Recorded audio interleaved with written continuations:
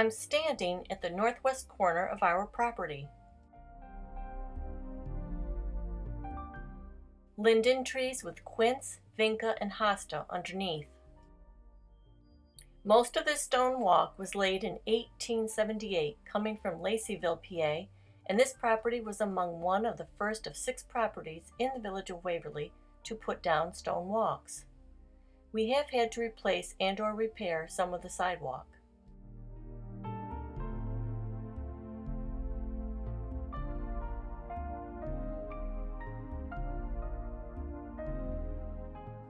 Emerald green arborvitae, fieldstone from several farmers' fields, ferns, Queen Anne's lace and our greeters, the lions, several rows of Sharons,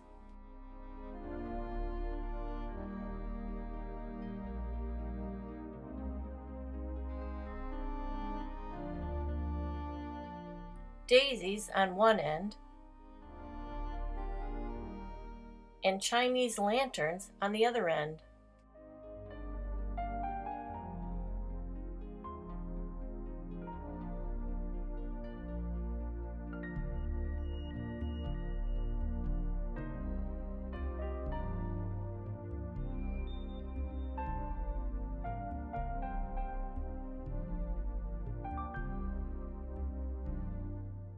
Goldenrod, Queen Anne's lace, bridal wreath or spirea. This gets a white flower in the early springtime. I talked about this in part 2 of this video. In the springtime, before I trimmed it, it looked more like a fountain, but I have to keep it off the sidewalk and the height at 3 feet or under since it is on this street corner. Queen Anne's lace abounds on our property. I love it, for it brings back good childhood memories of picking it and adding it to a cup of cherry Kool-Aid as I watched for the flowers to turn red. The Queen Anne's lace, or wild carrot, is a wildflower herb which originally came from Europe. They are in bloom from spring until autumn. When I do weed them out of some areas, they smell just like a carrot. I feel that in some way they add to the Victorian feel of the property. Rose of Sharon, emerald green arborvitae,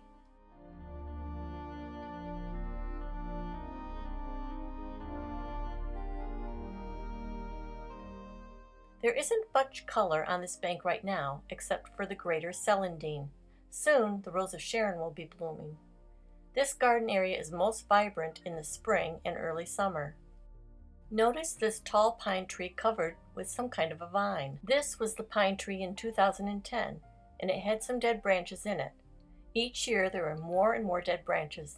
And about 6 years ago, most of the branches over halfway up the tree were dead, so Brad cut them out. The dead branches have continued. Then about 2 years ago, this vine started growing up the tree. We thought it looked nice, but I've researched it and it says that no vine is good for a tree and listed several reasons why. So if this was a healthy tree, I would remove the vine by finding the source and dig or cut out from the source, allowing the vine to die and fall off on its own. The top branches are all looking dead this year, so we most likely will have to take this tree down. So for now, I will leave the vine, but keep an eye on it that it doesn't transfer to the European copper beech tree. What's strange is that where the vine is growing, there are areas of new growth that look green and healthy. This shows this area in 2010. Here is an area of cobblestone we came across in 2010 and decided to leave it exposed, though today it's covered with leaves, which yes, on my to-do list. Before I continue on with the virtual tour, I want to show you some of the plants in this area of the East Bank Garden when they were in bloom. Greater celandine, variegated bishop's goutweed, and allium. The bishop's goutweed is a very durable ground cover and spreads easily and can live for 25 years. It does well in the sun and in the shade.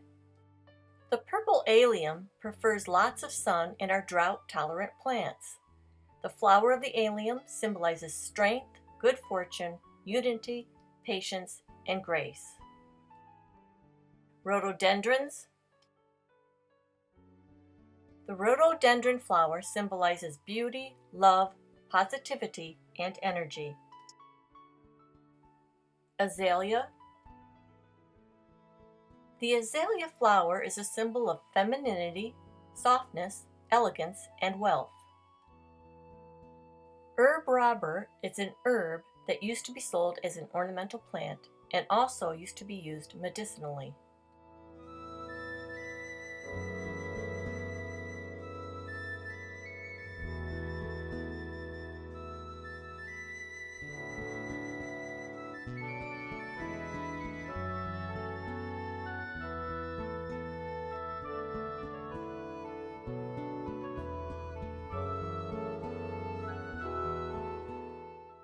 Ferns, myrtle, Virginia creeper, and other vines.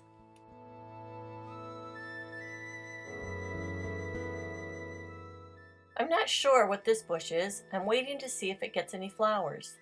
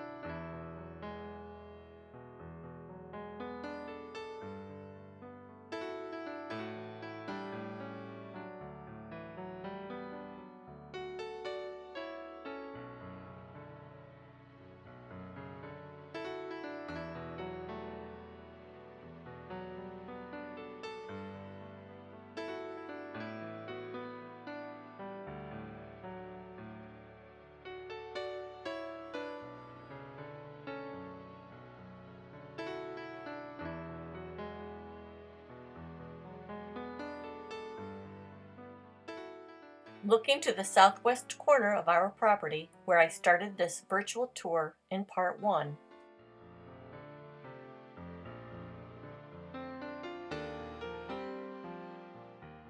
Along 3 sides of the carriage house, I had planted over 60 tulip bulbs, all of different colors, but the squirrels dug them up.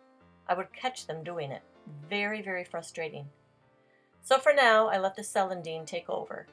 There are a few irises here and morning glories.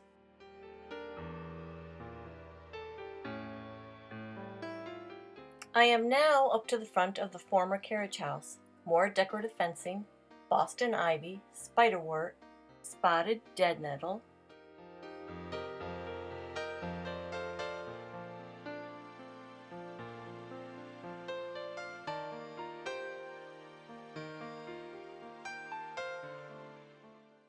ferns. These 2 types of ferns were here in this area when we purchased the property. Morning glory,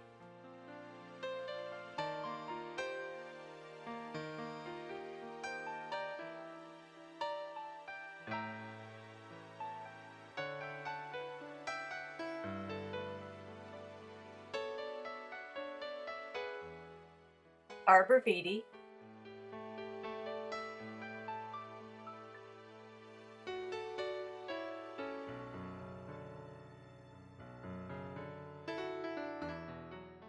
Virginia creeper and grapevine, which the Japanese beetles are attacking,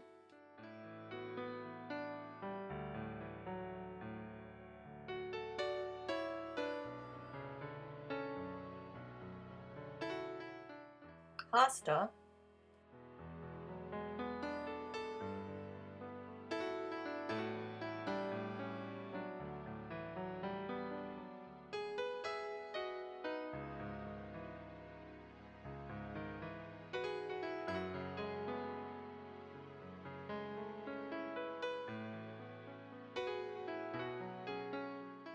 a young European copper beech tree which planted itself. And what a nice place, underneath the canopy of this European copper beech, to end my virtual tour of Zehr Estate's grounds.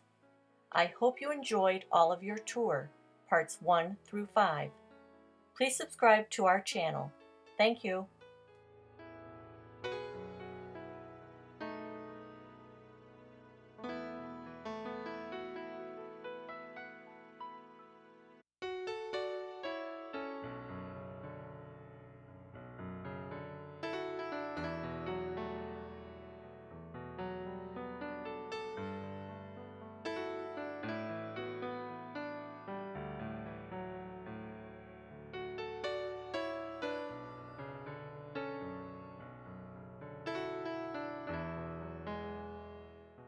I'm back. The day after I ended the tour, the Rose of Sharon started blooming, so I thought I would quick share those with you.